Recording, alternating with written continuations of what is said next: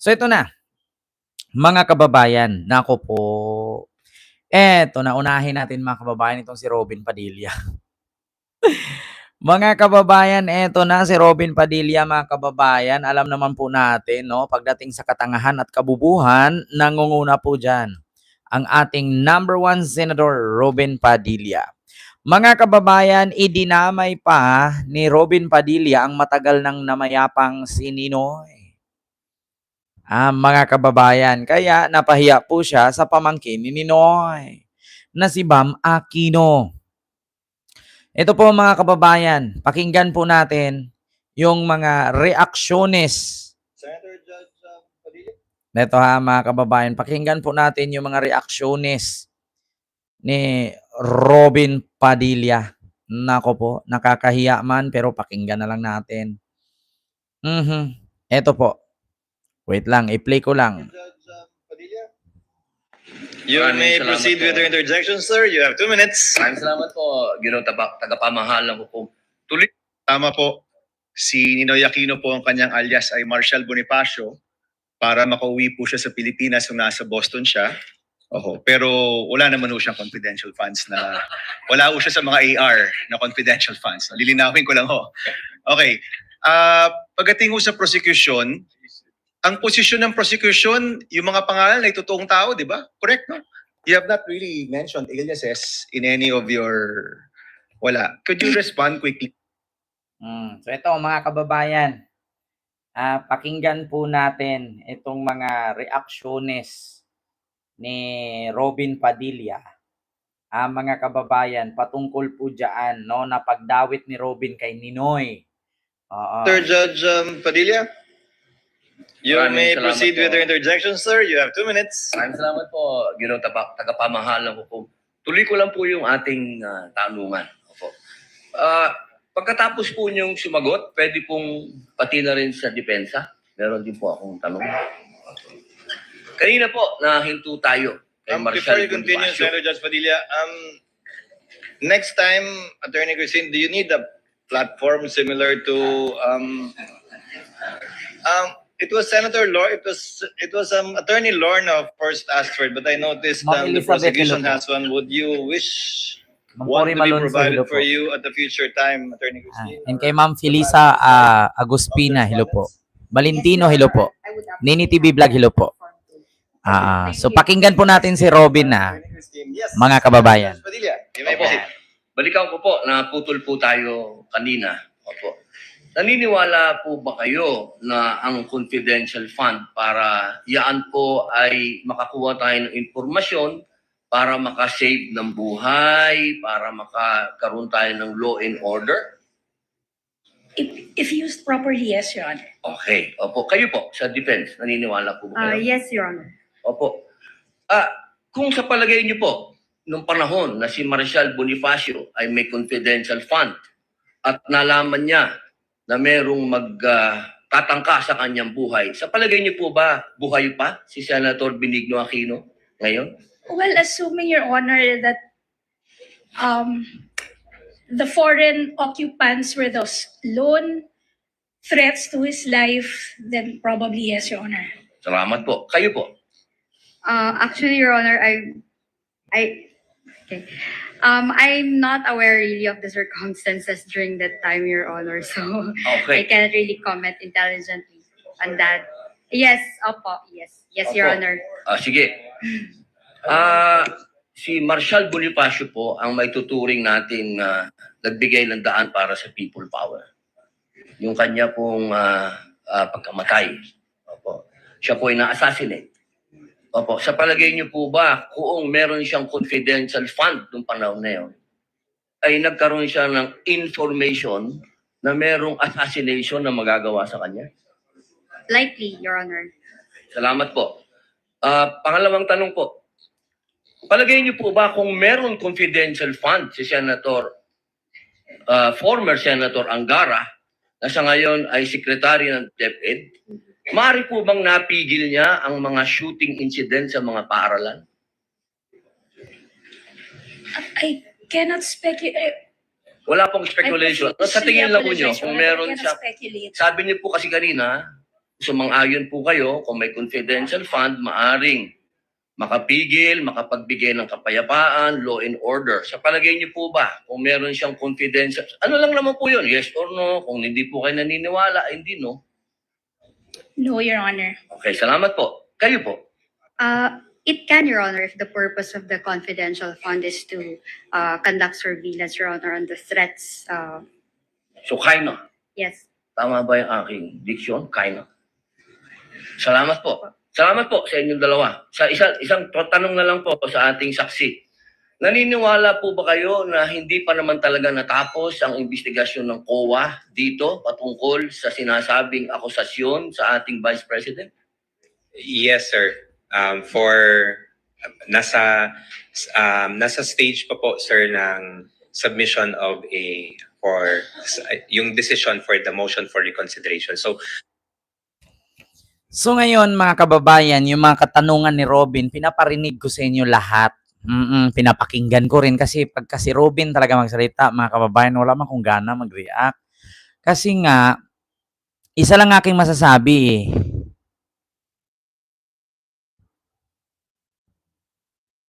Sa sunod eleksyon, pag bumoto kayo, yung may utak naman, ito ha, real talk lang. Nakasanayan na kasi natin mga Pilipino na kahit hindi natin naintindihan yung kanta, sinusuportahan natin sila. Diba? Sino yung mahilig sa mga Korean dyan? Mars Bautista.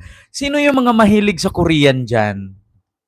Diba? Kadalasan sa mga kabataan ngayon, kahit hindi nila naintindihan yung kanta ng mga Korean, si Jungkook, si BTS, BTS, Di ba napansin nyo yan? Kaya walang pinagkaiba si Robin, Diyan sa BTS na yan. Bakit? Nagtaka ako, bakit naging number 1 senador yan? Para naman siyang Korean. Yan ang tinatawag na kinain tayo ng sistema ng popularidad. Kaya sa sunod eleksyon, baguhin natin, mga kababayan, yung ating pananaw. Hindi porkit magaling tumambling yan, ay iboto mo na. Hindi porkit magaling umakting yan at maraming followers, ay iboboto mo na. Bakit? Kasi pagdating yan, binoto mo at naging senador, putang ina, anong nangyari? Diba? Ganun ka-simple yan. Una, ang tanong ni Robin, gusto ko reactionan. Kung meron daw confidential fund, si Benigno Aquino or si Ninoy, do you think namatay ba daw si Ninoy ngayon? Alam nyo, sa totoo lang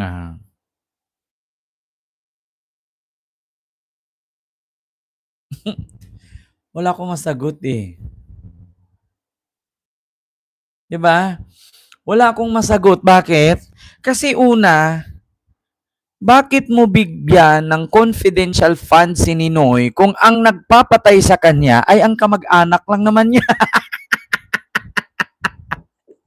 Tang-inang yan Ito reaction ko lang Bakit naman kukuha ng confidential fund si Ninoy? Una, hindi naman siya mayor. Pangalawa, hindi naman siya vice president or president. At saka take note, nung unang panahon, wala pa naman yung confidential fund Ngayon lang naman nauso yan kasi yan yung pamamaraan kung paano magnakaw. Alam niyo, real talk lang, Senator Robin. Nung panahon ni Ninoy Aquino, gumamit siya ng Ilyas para makauwi siya sa Pilipinas. Tama naman yun. Pero hindi porkit gumamit ng Elias, ay may confidential fund na. Alam mo, Senator Robin, yung confidential fund, yan yung pamamaraan ngayon or panibagong moderno o modernong pamamaraan para makapagnakaw. Bakit? Hindi nyo ba napansin? Si Sara Duterte, ang confidential fund, ibinigay kay Piatos, pinambili ng gamot. Ibinigay kay Uwishi, Nagaraya, kay Pagong, kay Bilat, kay Pusa, kasi daw pang grocery o pang ayuda. 'Di ba? So bakit ka kukuha at gagamit ng confidential fund kung ipambili mo lang din naman ng gamot na meron naman tayong Department of Health? Vice President ka, pwede ka naman mag-request. O, DOH, bigyan mo ko ng isang batalyong tableta. Puro paracetamol, amoxicillin, mepinamic, puntin, alaksan, FR. Ibigay mo dito kay Mary Grace Piatos. So, bakit kailangan pa ng confidential fund? Meron naman tayong ahensya pagdating sa pangkalusugan. Pwede kang mag-request, Vice President ka eh. Pangalawa, kung kukuha ka ng confidential fund dahil gagastos ka at ibigay mo, gawin mong ayuda, merong DSWD. Nagawa nyo nga magbalot ng bag gamit bag ng OBP pero yung karton ng DSWD. Tapos, kukuha ka pa ng pondo para gawing pamigay ayuda. Eh di ba ginawa nyo nga yan, binalot nyo yung karton ng DSWD sa bag ng OBP, tapos ang sabi galing sa OBP, di ba? So bakit kukuha ka pa ng pondo para ipamigay ayuda? Eh kung sa barangay nga merong, di ba, isipin nyo mga kababayan, lalong-lalo sa mga DDS, wala tong alam. Bigyan ko kayo ng trivia. Alam nyo ba sa barangay, merong kayong calamity fund? Alam nyo ba, sabi ni Vico Soto, sa bawat barangay, meron kayong tagto 2 milyon na pondo para sa baha, lindol, at sunog. Di ba? Sa mga hindi nakakaalam ha, bawat barangay chairman meron yang calamity fund.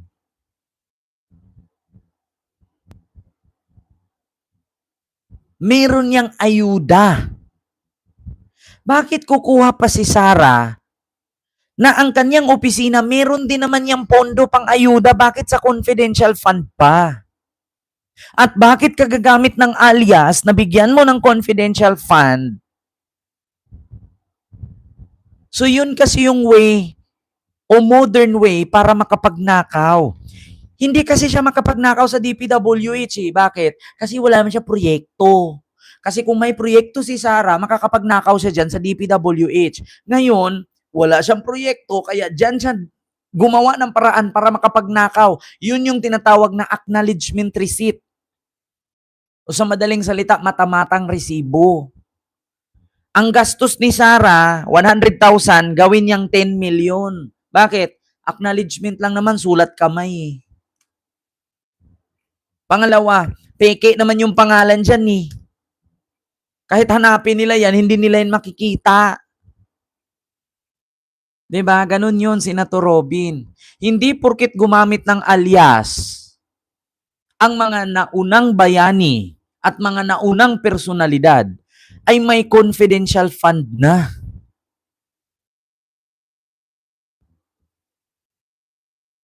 Diba? Ito ang tanong ngayon mga kababayan. Saan nga ba talaga pwedeng gamitin ang confidential fund? Ito i-explain ko sa inyo ha. Ang confidential fund ay maaari lang itong gamitin for the security purposes. Ngayon, kung ibigay mo lang din naman to, ibili mo lang ng gamot, ibigay mo lang to at ibili mo lang naman ng ayuda, hindi po siya dapat dyan. Kasi ang confidential fund is used for security purposes or intelligence purposes. So, paano ka nagkaroon ng security purposes sa gamot? Paano ka nagkaroon ng intelligence purposes sa ayuda? Sa madaling salita, pambubudol iyan. Pambubudol po yan. Walang pinagkaiba yan sa calamity fund ng barangay chairman na Ito, 2 million calamity fund sa isang barangay. Depende po yan kung saang barangay ha. Pag sa probinsya, hindi po aabot ng 2 million. Maybe nasa 100,000 to 200,000 yang calamity fund ng mga barangay sa probinsya. Ngayon, halimbawa, sa loob ng isang taon, yung 200,000 or 2 million na calamity fund, hindi yun nagagamit kasi walang baha, walang lindol, walang sunog. So, pwede yung kurakutin ni chairman. Sabihin niya, yung calamity fund, ilagay mo dyan, binaha tayo 3 beses. Yung calamity fund, ilagay mo dyan, nilindol tayo 2 beses. Pero, ang pinanggastusan ay liga sa basketball. Pangalawa, ang pinanggastusan ay pinambili. Pinambili ng appliances or di kaya private vehicle ng barangay. Alam nyo ba na yung paggamit na yun ay mali? Kasi ang confidential fund ay gagamitin talaga yan for security and intelligence purposes. Ngayon, kung gagamitin mo yan, pinambili mo ng motor para sa opisina, pinambili mo ng helicopter para sa opisina, hindi po siya related sa confidential. Kasi bakit? Kung bibili ka lang din naman ng motor o helicopter, pwede ka naman mag-request na kailangan mo ng service. So bakit doon sa confidential fund? So once, sabi nga ni si Claire Castro, kapag ka iniliquidate ito at hindi maipaliwanag ng ayos kung saan ginamit, sa madaling salita, nagamit ito ng personal. So ang tawag doon ay prima facie evidence. Alam niyo na, mga kababayan. So, kung ang panggamitan pala ng confidential fund ay security and intelligence, so bakit ginamit ni Sara sa gamot at ayuda? So anong tawag doon? Panluloko, pambubudol, or perjury, kasinungalingan. Nagsinungaling siya. Kaya ang sabi ni Attorney Lorna Kapunan, scam ito. Inutusan ka ng nanay mo, binigyan ka ng 100 peso, 100 pesos. Ibili mo ng 2 kilong bigas dahil tag 50 ang kilo ng bigas. Pero instead na bigas ang bibilhin mo, binili mo ng karne na manok. 100 ang halaga. Ngayon, pagdating mo sa bahay nyo, anong sasabihin ng nanay mo? Bigas ang inutos ko sa'yo. Bakit karne ang binili mo? Sa bahay pa nga lang, questionable na, pagalitan ka na ng nanay mo. Anong gagawin ng nanay mo, di ba? Kung una, ibalik mo yan doon, palitan mo ng bigas. Pangalawa, lalatiguhin ka. Di ba? Kung hindi ka sumunod sa palatuntunin ng pamamahay mo, unang mangyari sa'yo, latigo. Pangalawa, mapalayas ka. Pangatlo, talagang hindi lang leche mura. Talagang tad-tad ka ng galit ng nanay mo hanggang maghapon yan. Kung hindi mo tahiin yung bunganga, hindi titigil yun. Kakayaw-yaw. So ganun ang mangyari kung ang vice presidente binigyan ng pondo para sa security at sa intelligence fund, ginamit niya pambili ng gamot o ayuda, anong sasabihin ng taong bayan? Putang ina mo, para yan sa security, para yan sa confidential fund, intelligence mo, ba't mo binili ng bigas? Bakit mo binigay ayuda? Bakit mo pinambili ng gamot? Meron naman tayong DOH. Kung ayuda, meron naman tayong DSWD. So hindi po tayo magtaka kung bakit ang taong bayan magngangal-ngal. Bakit ang Kongreso nagrereklamo? Bakit? Kung nasa pamamahay ka, si Sara ang anak ni BBM. Inutusan siya ni BBM bumili ng bigas pero ang binili niya karne.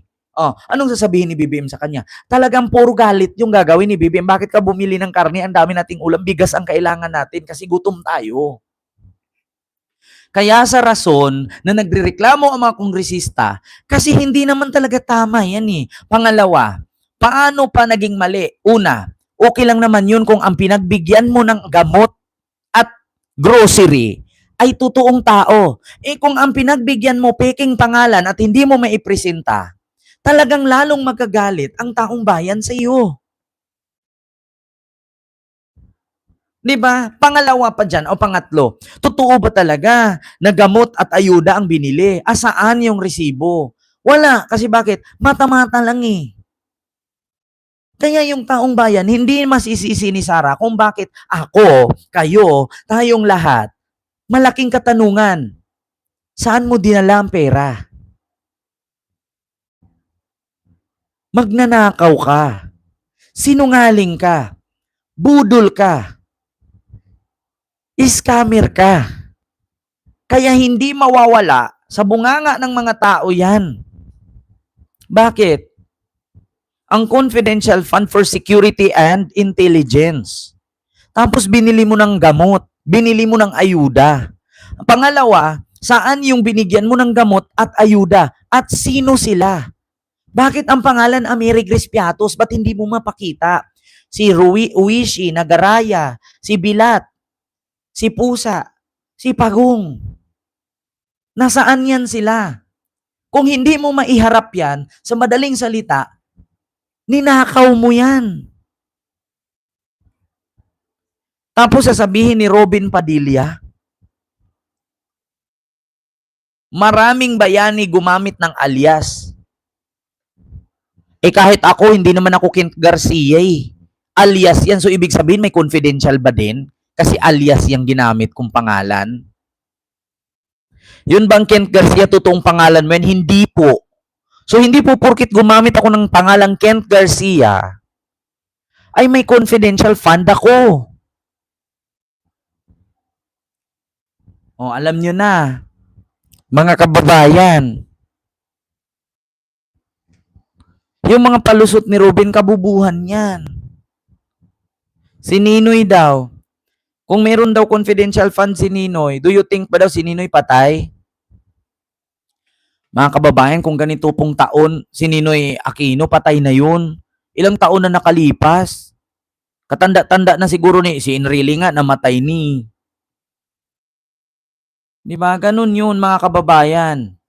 Kaya Senator Robin Padilla, pwede bang iwasan mo na wag ka na magtanong? Kasi lahat ng tanong mo puro walang kwenta. Oo, walang kwenta lahat ng tanong ni Robin, sa totoo lang. Di ba? Ganun yun, mga kababayan. Sa susunod, Senator Robin, wag ka na magtanong. Di ba, nung una, yung tinanong niya si Lutok, ano ba yung apelido nun? Yung lalaking witness. Sa Mindanao ka na-assign. So may knowledge ka sa Islam. Ha? NBI siya, Mindanao, pero hindi po siya pastor, hindi siya curator, pangalawa, hindi siya historian. Tapos ngayon, Ninoy Aquino na naman. Yung isang babae, yung mataba na witness, tinanong ni Robin, ang sabi niya, may alam ka ba kung magkano ang pondo ng pag-recruit ng mga estudyante para maging NPA? So ano bang malay nung taga-COA? Diyan sa NPA recruitment. Tas alam mo ba kung sino ang lumalaban sa NPA? Komunista po ako. Proud pang tanga. Ay naku. Inaamin pa, komunista daw siya. Ay naku, mga kababayan.